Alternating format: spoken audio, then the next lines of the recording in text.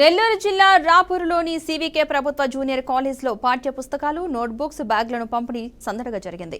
కళాశాల principal doctor Venkat Naik ఆధ్వర్యంలో TDP మండల అధ్యక్షులు దందోలు వెంకటేశ్వర రెడ్డి ఇతర నేతలతో కలిసి పంచిపెట్టారు. కూటమి ప్రభుత్వం అన్ని విధాలా పేద విద్యార్థుల చదువులకు తోడ్పాటుగా ఉంటుందని వెంకటేశ్వర రెడ్డి తెలిపారు.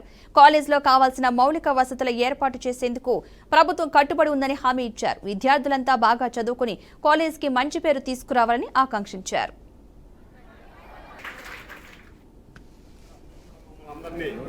తెలుగుదేశం ప్రభుత్వం రాజకీయ నాయకులు అందరినీ కూడా ఇక్కడికి మీ ఎమ్మెల్యే గారికి చెప్పి పుస్తకాలు పంపిణీ ఉందనే కార్యక్రమాన్ని చెప్పారు.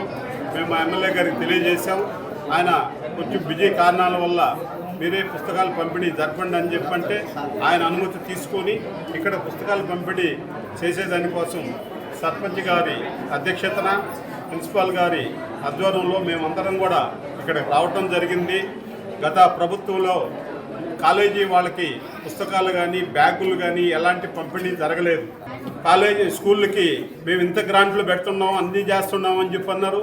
ఎంత మోసపూరిత టీవీల్లో, పేపర్లో, మీడియాలో వచ్చేదే తప్ప ఎక్కడ ఏ స్కూల్లో, ఏ కాలేజీలో గత ప్రభుత్వం తెలుగుదేశం టైంలో 14 నుంచి 19 వరకు కట్టిన బిల్డింగులకు రంగులు వేసారే కానీ వాళ్ళు కొత్త బిల్డింగులు నిర్మించిన సందర్భాలు